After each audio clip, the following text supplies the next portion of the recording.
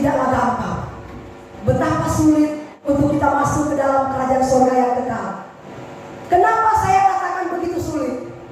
Karena standar yang diberikan oleh Tuhan kepada saudara dan saya benar-benar sulit yang luar biasa. Karena dia katakan standar kita masuk ke dalam kerajaan surga harus sempurna, tubuh, jiwa, dan roh. 2 Petrus pasalnya yang ketiga ayat 10 sampai 15. Saudara lihat ya. Tetapi hari Tuhan akan tiba seperti pencuri. Pada hari itu langit akan lenyap dengan gemuruh yang dahsyat, dan unsur-unsur dunia akan hangus lenyap dalam nyala api, dan bumi dan segala yang ada di atasnya akan hilang lenyap.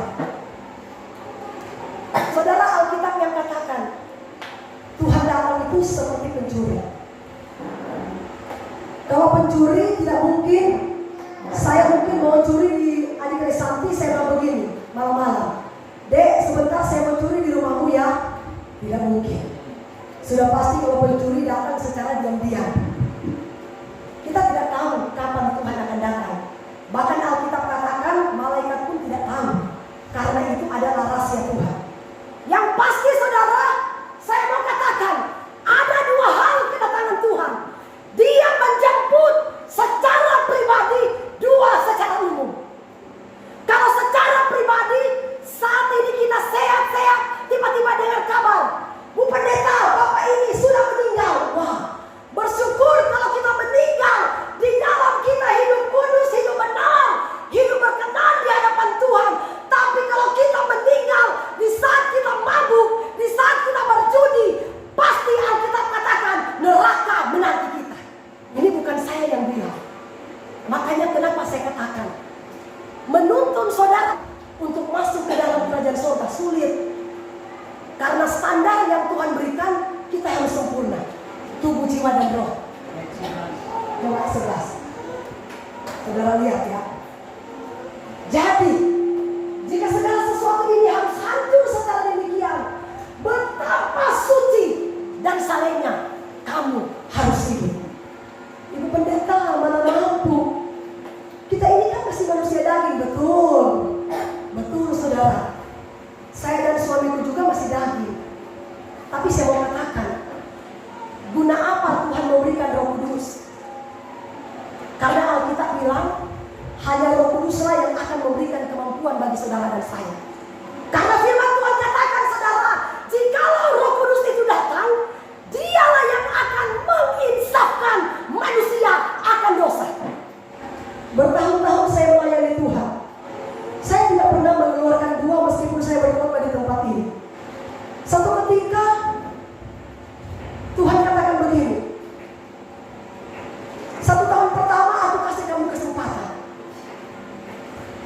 Tahun kedua Tuhan lihat lagi saya tidak berbuah. 3 tahun lagi Tuhan kasih kesempatan.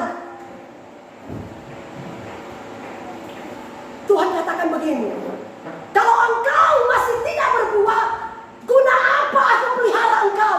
Lebih baik aku potong engkau daripada di dunia ini engkau tidak punya arti lagi di dunia ini. Lebih baik aku potong seperti pohon ara. Satu ketika saya sakit. Malam itu saya berpikir saya sudah mau dijemput sama Tuhan. Jantung saya, nafas saya sudah sesak. Jantung saya di sini sudah sakit.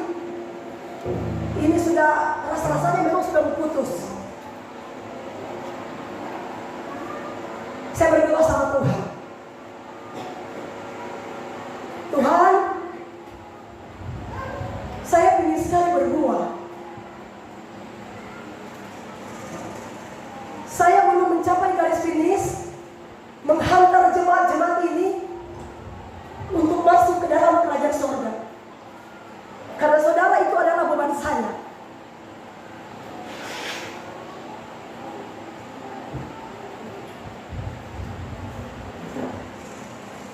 Tetap jantung saya mulai serasa-rasa ditekan.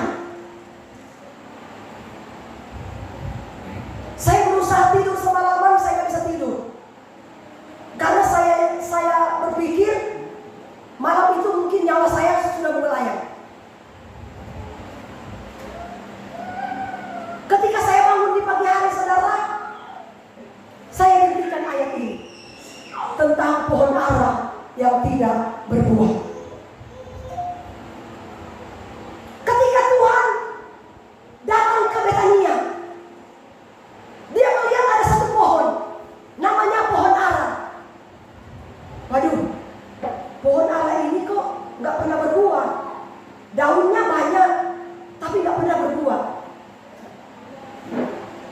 Tahun berikut Tuhan datang lagi, dia lihat lagi, woi, tetap nggak berbuah. Akhirnya apa yang Tuhan katakan kepada pohon ara? Pohon, tahun ini aku kasih kamu kesempatan.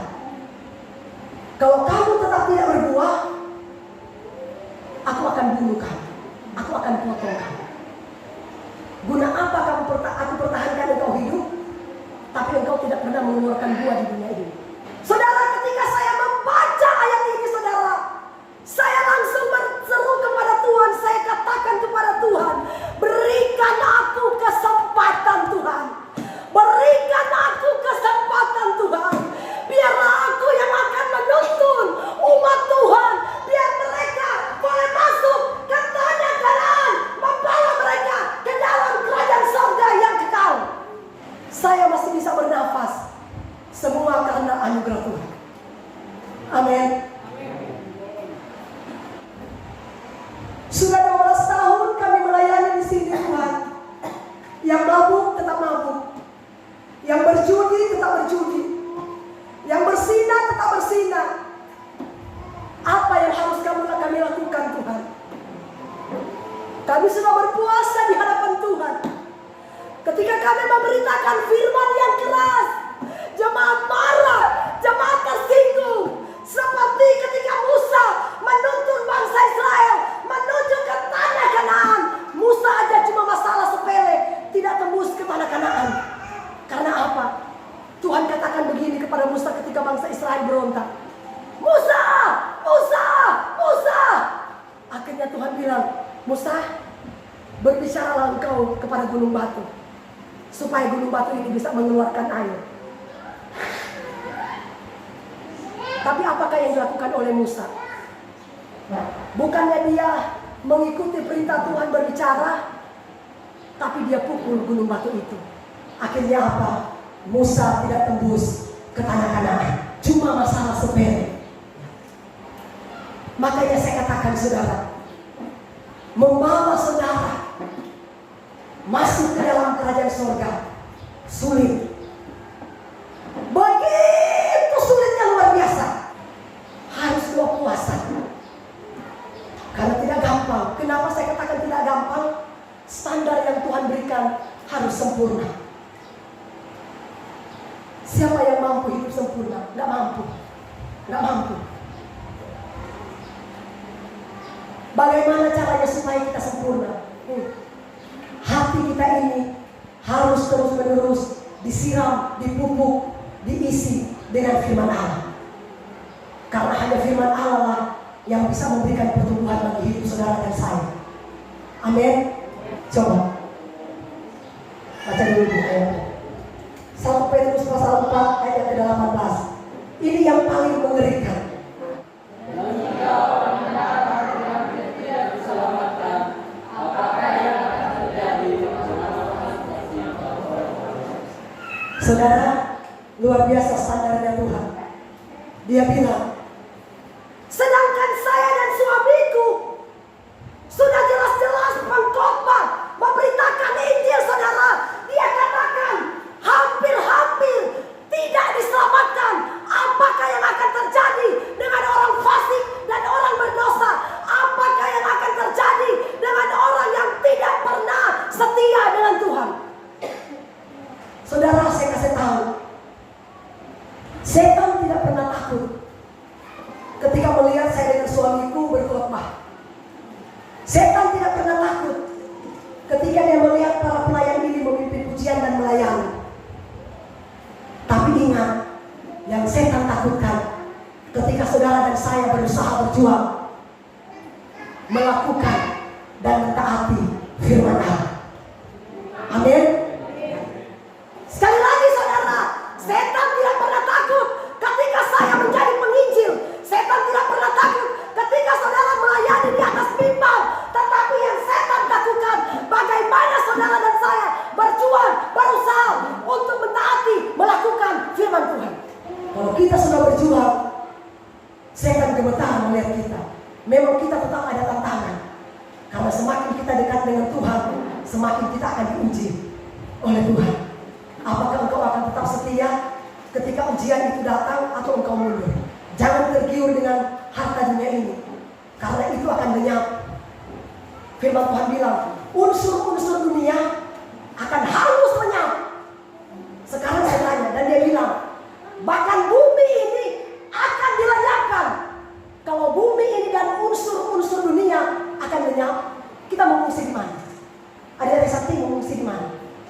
Satu saat firman Tuhan bilang, bumi ini beserta segala isinya akan lenyap. Kita kira-kira mengungsi di mana? Bilang surga, betul. Tapi ingat, masuk kerajaan surga itu tidak gampang. Yesus aja datang di dunia, dia bilang begini, dunia ini aku berikan kekuasaan kepada manusia. Makanya dia berubah jadi manusia, karena dia tahu diri. Kalau dia tidak berubah jadi manusia, berarti dia mengingkari janjinya. Karena di dalam kitab Kejadian dia katakan, ya, ketika Tuhan menciptakan langit dan bumi beserta dengan isinya, dia bilang, kepada manusialah aku berikan kekuasaan bumi beserta isinya. Makanya dia datang ke dunia, dia harus jadi manusia. Kalau kita ke surga, harus menjadi seperti Yesus. Artinya memiliki karakter seperti karakter Kristus. Tidak gampang untuk kita mengubah hidup kita menjadi karakter seperti karakter Kristus.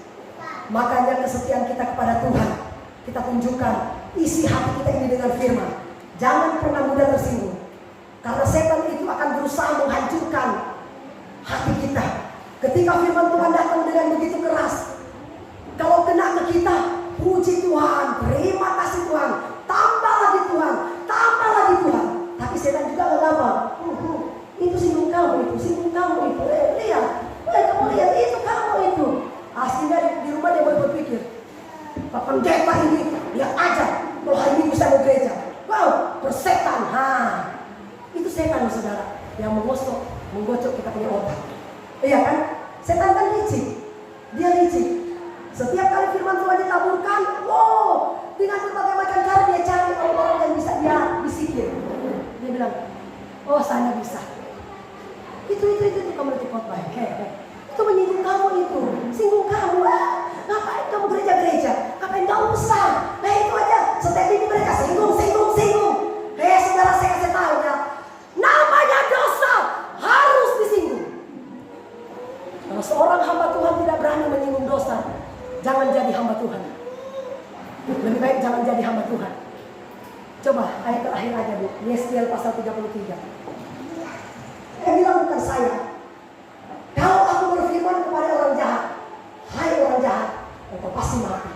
Dan engkau tidak berkata apa-apa untuk memperingatkan orang jahat itu supaya dia bertobat dari hidupnya.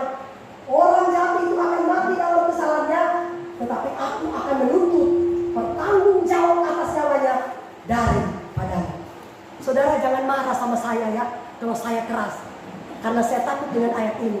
Tuhan bilang, kalau kamu melihat orang mabuk, orang judi, orang berzina, kamu tidak tegur, dia berdosa, kamu pendeta yang tanggung. Tapi kalau kamu so peringatkan mereka, tapi mereka tidak mau dengar, mereka akan mati karena kesalahan mereka. Kamu penyawa, kamu selamatkan. Tapi kalau kamu tidak tegur, ya orang itu akan mati dan kamu akan bertanggung jawab atas nyawa orang ini. Satu ketika saudara, ada jemaat, saya katakan begini, Pak, kalau bikin pesta, jangan ada mabuk-mabukan, jangan ada pesta pora. Tuhan melarang.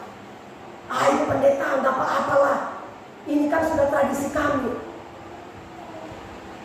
Waktu dia ngomong begitu, saya menangis. Tuhan, 12 tahun loh saya mendidik mereka, 12 tahun. Kenapa nggak ada pertumbuhan? Kan Tuhan yang bilang, Rasul Paulus menanam, Apolos menyiram, tapi engkau yang memberi pertumbuhan. Saya mungkin menyiram setiap hari, tapi kalau engkau tidak kasih pertumbuhan, bagaimana mereka mau bertumbuh? Setiap kali saya peringatkan, jangan mabuk, jangan berzina,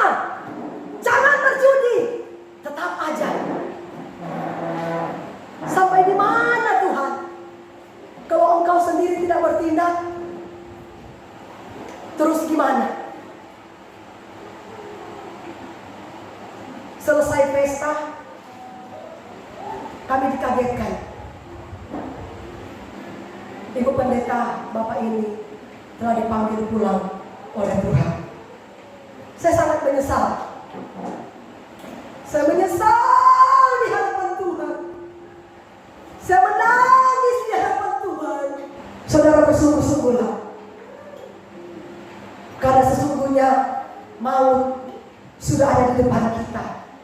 Saya katakan, ada dua hal kedatangan Tuhan. Menjemput secara pribadi, secara umum. Secara pribadi, saat ini saudara sehat-sehat.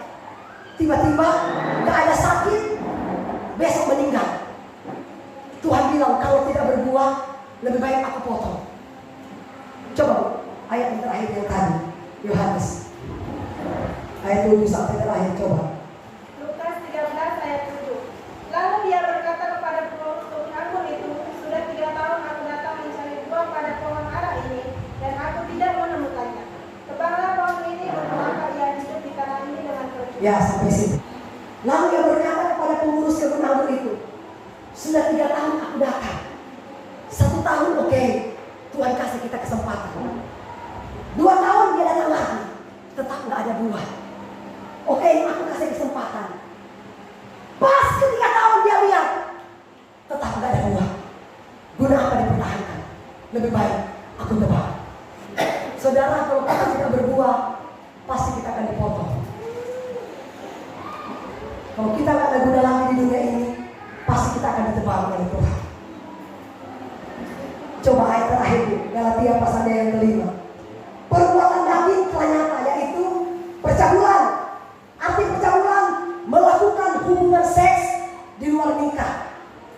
Kecemaran, hawa nafsu, terus penyembahan berhala, perseteruan, perselisihan, iri hati, amarah, kepentingan diri sendiri, percintaan, roh pemecah, terus kedengkian. Saudara baca ini. Wah, bapak-bapak takut baca ini ya. Saya lihat ibu-ibu. Coba bapak-bapak yang baca. Habis kedengkian apa? Kemabukan. Ini bukan saya yang bilang ya. Terus habis kemabukan apa? Pesta pora. Bu pendeta, besok ada ucapan syukur ulang tahun ya. Oh iya. Habis ulang tahun, pendeta sudah khotbah, langsung. Apakah itu mengucap syukur? Itu sangat-sangat menghina Tuhan. Pengucapan syukur diakhiri dengan pesta pora, mabuk-mabukan, itu menghina Tuhan. Lebih baik jangan mengucap syukur. Kalau kita mengucap syukur diakhiri dengan pesta pora. Oh, saya lihat Pak, ini